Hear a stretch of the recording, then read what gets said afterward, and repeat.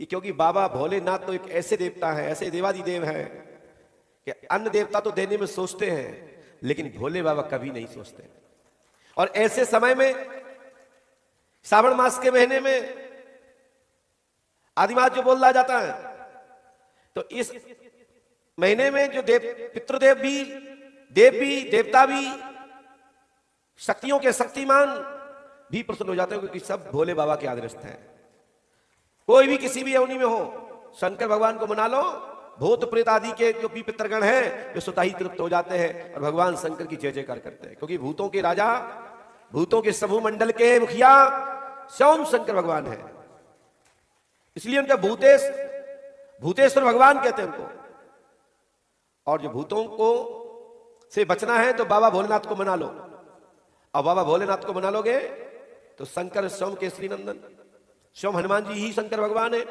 यदि उस रूप को, उस साकार रूपी जो परमात्मा ब्रह्म का जो स्थान है, जिसको शिव कहा गया है, सदा शिव, ये भोले बाबा को आप मना लोगे, उनको पूज लोगे, उनको धालोगे, तो हनुमान जी की कृपा आपके ऊपर 11वें रुद्र में कृपा प्राप्त हो जाएगी और आपकी संपूर्ण व्याधि का उसी क्षण समाधान का मार्ग प्राप्त होकर उस दिशा को प्राप्ति हो जाएगी। मंजिल नजदीक दिखाई देने लगेगी। बस कर्म करते रहिएगा, मेहनत करते रहिएगा, संघर्ष लगाओ, लगन से आगे बढ़ते रहिएगा। आप दिमाग में ये नहीं रखना है कि मेरा काम होगा कि नहीं होगा। मैं गारंटी देता हूं 101% हो जाएगा। और 101% उसका उस जब अनुष्ठान का लाभ जो दिया गया समय, उस समय के अंतराल में सफल होते हुए और आपको प्राप्ति होते हुए ज्यादा टाइम नहीं लगेगा। शीघ्र से शीघ्र अनुकूल स्थितियां परिस्थितियां बनती जाएंगी और समय शीघ्र ही अनुकूल होकर के सफलता का प्रसाद स्वरूप आपके गोद में होगा, आपके हाथ में होगा। आप उस पद पर आसीन होंगे, उस व्याधि से छुटकारा होगा। जैसा जिस प्रकार का भाव है, जो प्रश्न है, जो व्याधि है, लाभ का हो, सुख का हो, निवारण का हो, आपकी जो भी संबंधित व्याधि है, उससे तत्काल ही आपको लाभ प्राप्त होगा, सफलता प्राप्त होगी। क्योंकि हनुमान जी महाराज से आप प्रार्थना करिए, राम जी का जाप करिए और एक ही मंत्र सुनाइए जो रामचरितमानस के हवाले से बोल रहा हूं। कवन सुकाज कठन जगवाही जो नहीं होए तात तुम पाई, इसी मंत्र का आप करते रहिए। यह महामंत्र है और इसी चौपाई को बार बार बार बार बार बार दोहराते रहिए। श्री राम जय राम जय जय राम, श्री राम जय राम जय जय राम बोलते रहिए और बीच बीच में कवन सुकाज कठन जगवाही जो नहीं होता तुम पाई, और अपने कार्य को मन में संकल्प लेकर राम जी के शरण में छोड़ दीजिए।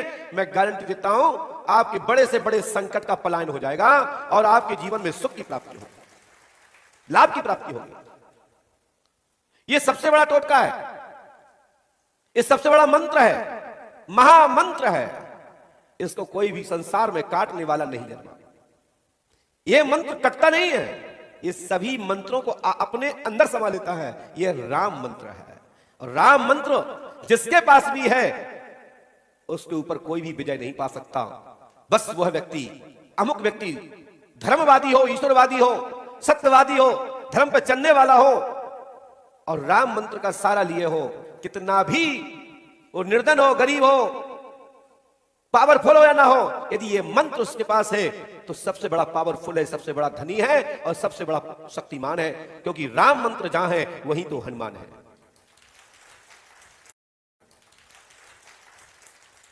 इसलिए राम मंत्र का भी स्मरण करिए। हनुमान जी की कृपा आपसे आप हो जाएगी और हनुमान जी की कृपा हुई तो हाथीवान महाराज की कृपा आप पे खुल जाएगी। पंडों का सरकार के दरबार में आपकी पर्ची को, आपके भविष्य के जो भी जीवन के जो भी प्रश्न है, अंतर मन में है, लेके आए हुए, लिख के आए। पंडों का सरकार दरबार में नंबर आते ही आपकी पर्ची 1-2 क्षण में ही लिख जाती है। कुछ ही पल में आपकी पर्ची को लिख करके प्रकट स्पष्ट रूप से पढ़कर दिखाकर आपके जीवन की आत्मा को, जो आत्मा विकलित और दुखित कष्टमयी है, उसको प्रसन्न कर यहां से भेज दिया जाता है। आपके पर्चे में मैं क्या लिख रहा हूं, क्या आपने मुझे पहले कभी बताया? क्या आपने यहां कहीं किसी को टोकन नंबर या किसी के जरिए किसी को दिया? ऐसा तो नहीं कहीं मैंने पूछ लिया हो।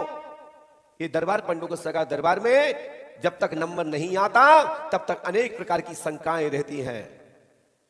कहां से जानकारी आती है? इसके साक्षी तो आप ही लोग हैं। चाहे हमसे बंद कमरे में मिलो या दरबार में मिलो या कहीं पे भी दरबार में मिलो, सबसे पहले तो मैं ही लिखता हूं, फिर पूछता हूं बोलिए क्या बात है। फिर आप अमुक विषय रखते हैं, अमुक प्रश्न रखते हैं, अमुक व्याधि के विषय में आप बताते हैं, दुख बताते हैं। फिर यहां से कहा जाता है ये पर्ची को पढ़ो। जब वो पर्ची आपको पढ़ाई जाती है तो आपसे कोई दुनिया का, संसार का दरबार आपको इंगित करता हो या ना करता हो, लेकिन पंडों का सगा का दरबार कहता है कि जब भी नंबर आए तो पर्ची को यूं पढ़ो। नजर मेरे नजर में मत मिलाइए, मेरे मस्तक में मस्तक को मत देखिए। जब हम आपसे कहते हैं बताइए क्या समस्या है, तो जब मैं ऐसे आपको बताता हूं तो आपको पर्चा पढ़ना है। यदि आप पर्चा पढ़ लेंगे तो मैं गारंटी देता हूं आप सेटिस्फाइड 100% संतुष्ट हो जाएंगे।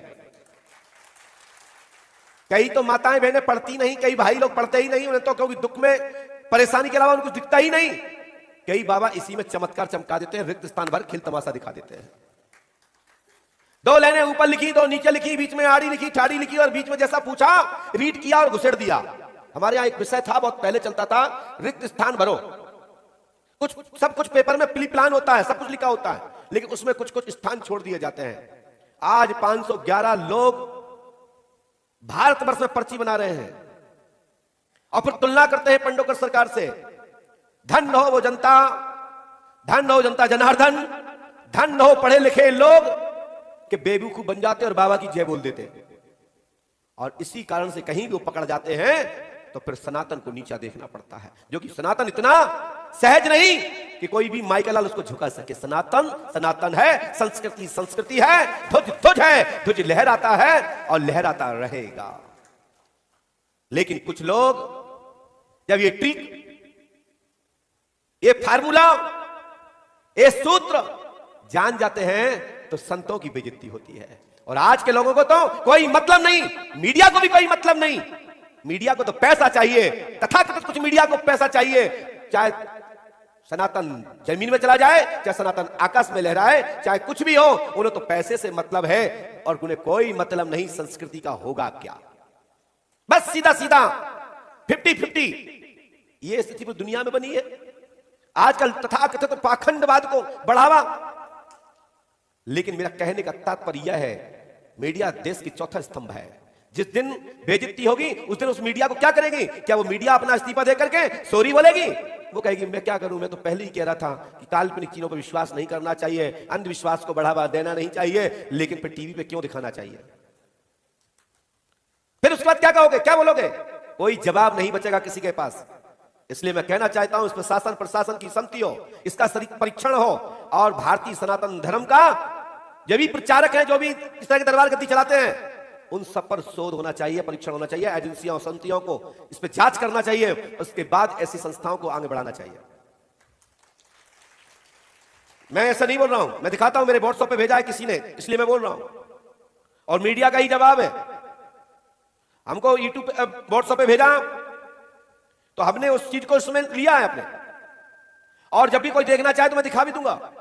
मैं जो भी बोलता हूं वो लाइव क्वेश्चन, लाइव प्रश्न का जवाब देता हूं कि पंडोकर साहब का दरबार एक ही बात कहता और एक ही कहता रहेगा, धर्म की जय हो, अधर्म का नाश हो। सनातन धर्म की जय हो, पाखंड का समाप्ति हो, विनाश हो, पाखंड समाप्त हो। ये यहां से दरबार से घोषणा की जाती है। इसलिए कहा जाता है सनातन धर्म की जय हो, राम राज्य की स्थापना हो।